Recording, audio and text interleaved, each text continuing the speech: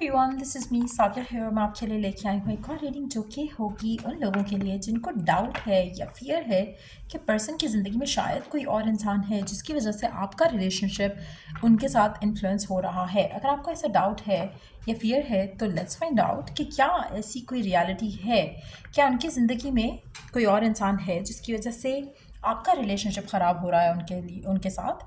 So stay tuned. और reading शुरू करने से पहले रिमाइंड करवा दूँ कि ये एक जनरल रीडिंग है, सबके साथ मैच कर भी सकती है और नहीं भी।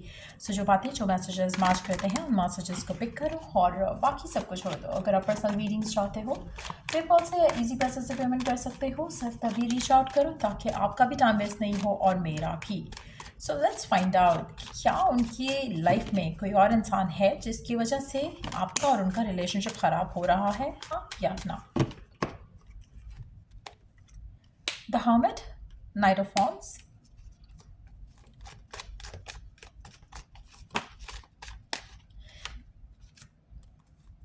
Four of cups, nine of pentacles, king of swords.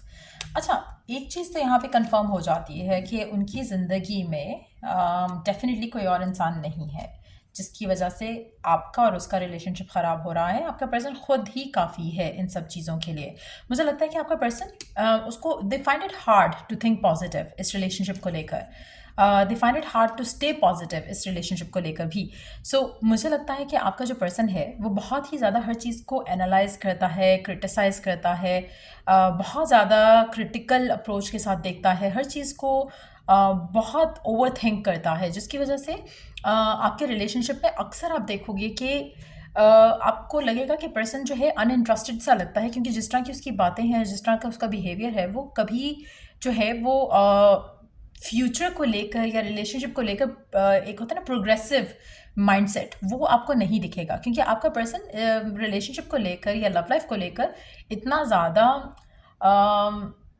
चीज़ों को रोमांटिसाइज नहीं करते हैं। मुझे लगता है कि एक होता है ना फिजिकल इंटीमेसी, उसको आप रोमांस नहीं कहते। रोमांटिसाइज मीन्स के जैसे ज़्यादा टाइम स्पेंड करना या इस तरह की चीज़ें जहाँ पे आपके एक सोल कनेक्शन बने, या आप एक दूसरे के साथ बारिश हो रही है तो इकट्ठा घूमने निकल जाओ, वो वाली चीज़ें। आपके person is not like that, जो जिनको इस तरह की छोटी चीज़ें जो हैं उनको उनको अच्छी लगे इस रिलेशनशिप में। तो मुझे लगता है कि आपको हमेशा एक डिटैचमेंट से फील होगी पर्सन को लेकर।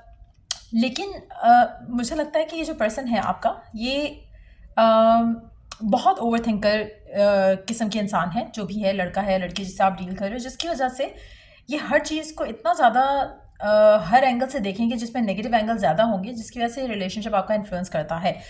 आपकी तरफ पर्सन डेफिनेटली अट्रैक्टेड है, but at the same time इसको लगता है कि इसकी जो लाइफ है राइट नाउ गिवन सर्कमस्टांसिस में, ये फिलहाल लव के ऊपर फोकस नहीं करना चाहते हैं। इनकी इनकी इनकी लाइफ में और चीज़ें हैं जिनके ऊपर ये अपना ध्यान लगाए हुए हैं, जिसकी वजह से आप हमेशा फील करोगे कि यू आर निगलेक्टेड या इग्नोर्ड, जबकि इन एक्चुअलिटी इसका आपसे ताल्लुक नहीं है। ये पर्सन जिस तरह से बिहेव करते हैं आपके साथ या जिस तरह से इस रिलेशनशिप में है, it has nothing to do with you. लेकिन आपको कभी कभी लगता होगा कि शायद मुझ में कोई कमी है, मेरी वजह से कुछ ऐसा हो रहा है। ऐसा नहीं है। आपके person is not willing, ready emotionally कि वो चीज़ों को आगे लेके जाए। तो आपको अक्सर फील होगा कि शायद इनकी लाइफ में कोई और इंसान है जिसकी वजह से ये ऐसे बिहेव करते हैं, या फिर किसी और से कमिटमेंट करना चाह रहे हैं, किसी और को टाइम देना चाह रहे हैं। सो ऐसा बिल्कुल भी नहीं है।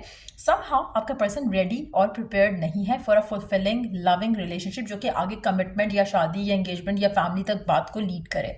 सो मुझे लगता है कि आपको थोड़ा पेशेंट रहना पड़ेगा इस इंसान के साथ, क्योंकि इनके अपने जो थॉट प्रोसेस हैं वो बहुत ही हर चीज़ को बहुत ओवर थिंक करके डिले करते हैं हर चीज़ में। जैसे होता है ना कि आप पूरा इसका इसके कॉन्सिक्वेंसेस क्या होंगे, उसके कॉन्सिक्वेंसेस क्या होंगे, किस तरह से ये होगा, किस तरह से वो होगा, ये बैलेंस हो पाएगा, वो चीज़ हो पाएगी, ये इस तरह के क्वेश्चन जो है इस इंसान के जहन में ज़्यादा आते हैं, जिसकी वजह से ये अपने आप को थोड़ा होल्ड बैक रखते हैं।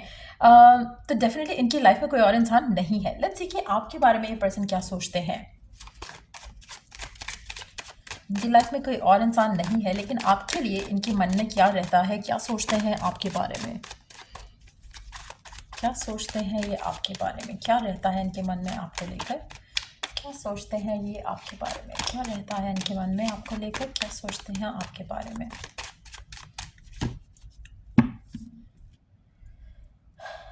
अंडर द डेक पहले देख लेते हैं फाइव ऑफ सोर्ड्स,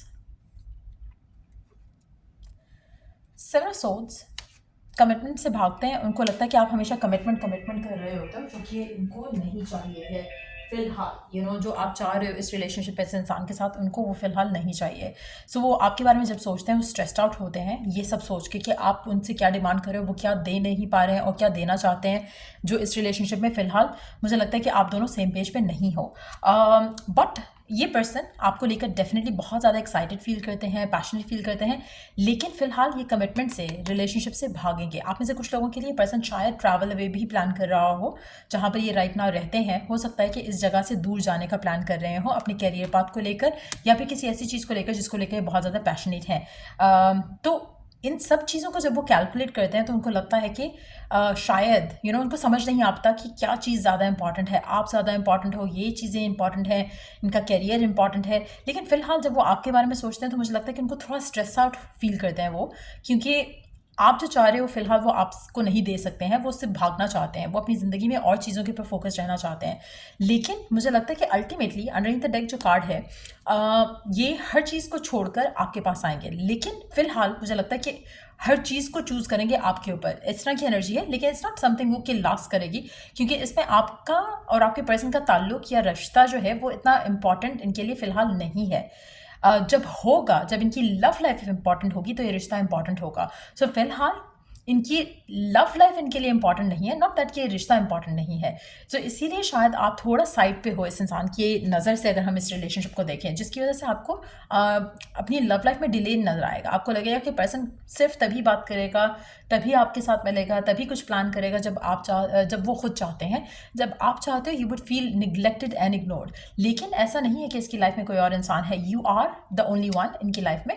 पर एट द सेम टाइम मुझे लगता है कि पर्सन जो है इसकी अपनी लाइफ में और चीज़ें बहुत ज़्यादा इसकी लाइफ में है जिसको ये टाइम देना चाहते हैं या देने की कोशिश करते हैं, जिसकी वजह से आप हमेशा, आपके साथ ऐसा लगता है कि जस्टिस नहीं होता, जबकि इन एक्चुअलिटी ये अपनी तरफ से अपना पूरा 100% दे रहे हैं आपको, जितना ये रिलेशनशिप में दे सकते हैं। इसीलिए शायद आपका रिलेशनशिप रुका हुआ है या आगे नहीं जा रहा, क्योंकि दे नो कि आप डिमांड करोगे and they will not be able to fulfil that. So for the time being मुझे लगता है कि इसी तरह से चीज़ें रहेंगी। अगर आप इसको अंडरस्टैंड कर लोगे, पर्सन की सिचुएशन को अंडरस्टैंड कर लोगे, तो आपके लिए आसानी हो जाएगी। अगर आप नहीं कर पाते हो अंडरस्टैंड फॉर सम रीज़न, तो आपके रिलेशनशिप में जो है मुझे लगता है कि स्लोली बट श्योरली पर्सन जो है वो पुल अवे होगा। लेकिन इनकी लाइफ में स्टिल अगर आप दूर हो भी चुके हो तब भी इनकी लाइफ में कोई और इंसान नहीं है। और मुझे लगता है कि जब ये प्रिपेयर्ड होंगे for something solid and stable, जो कि आप भी डिमांड कर रहे हो या आप भी चाहते हो इस इंसान से, तभी आपके पास खुद आ जाएंगे। सो लेट्स सी कि गिवन सिचुएशन में आपको क्या करने की ज़रूरत है, क्या करने की ज़रूरत है राइट नाउ आपको गिवन सिचुएशन में, जो आपको इस पूरी सिचुएशन में हेल्प कर सकता है।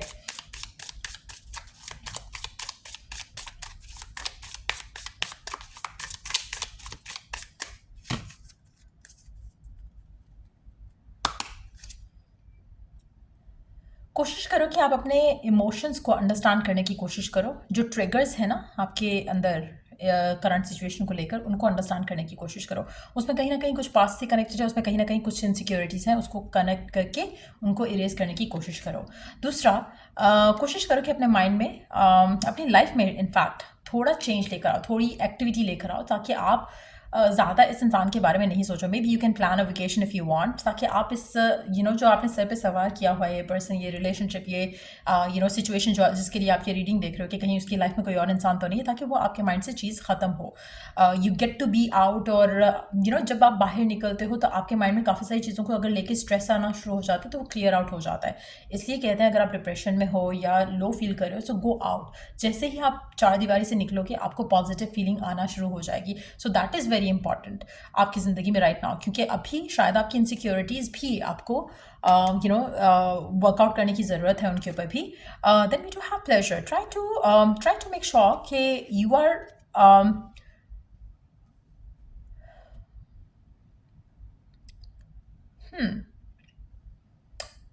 अब इसकी दो तरह की चीज़ें हो सकती हैं। मुझे लगता है कि आपको इट्स बीन लॉन्ग कि आपको वो हैप्पीनेस, वो सेटिस्फैक्शन अपनी लव लाइफ में इस इंसान के साथ नहीं मिली है जो आप डिज़ायर करते हो, चाहे वो फिज़िकल हैप्पीनेस है, फिज़िकल प्लेजर है, या फिर कोई और हैप्पीनेस है जो आप डिज़ायर करते हो इस रिलेशनशिप में इस इंसान के साथ ना। अगर ऐसा नहीं हुआ है और इसकी वजह से आप कंसर्न्ड हो कि शायद maybe person has not been with you, तो शायद उसकी लाइफ में कोई और आ गया है, तो मुझे लगता है कि that's again is not an issue. अगर आप चाहते हो ये सब करना इस इंसान के साथ, तो मुझे लगता है कि वो आप कर सकते हो, देयर इज़ नो इशू। मुझे नहीं लगता कि पर्सन उस चीज़ के लिए कभी भी आपको इनकार करेगा। द ओनली इशू यहाँ पे मुझे लग रहा है पर्सन के एंड से वो ये है कि कमिटमेंट जो है वो आप नहीं मांगो, या जो जो आप चाह रहे हो, या जैसे ये फैमिली से बात कर लें या फिर शादी हो जाए, इस तरह की चीज़ें अभी ये फ़िलहाल नहीं पड़ेंगे। सो अगर आप चाहते हो और अगर आप इस इंसान का सर से भूत भी उतारना चाहते हो, तो you can please your self if you want, ताकि आपके माइंड में अगर एक ऑब्सेशन की जैसे ये पर्सन है, तो आपको उससे भी थोड़ा इस इंसान से डिटैचमेंट हो जाएगी, आपके लिए ईजी हो जाएगा।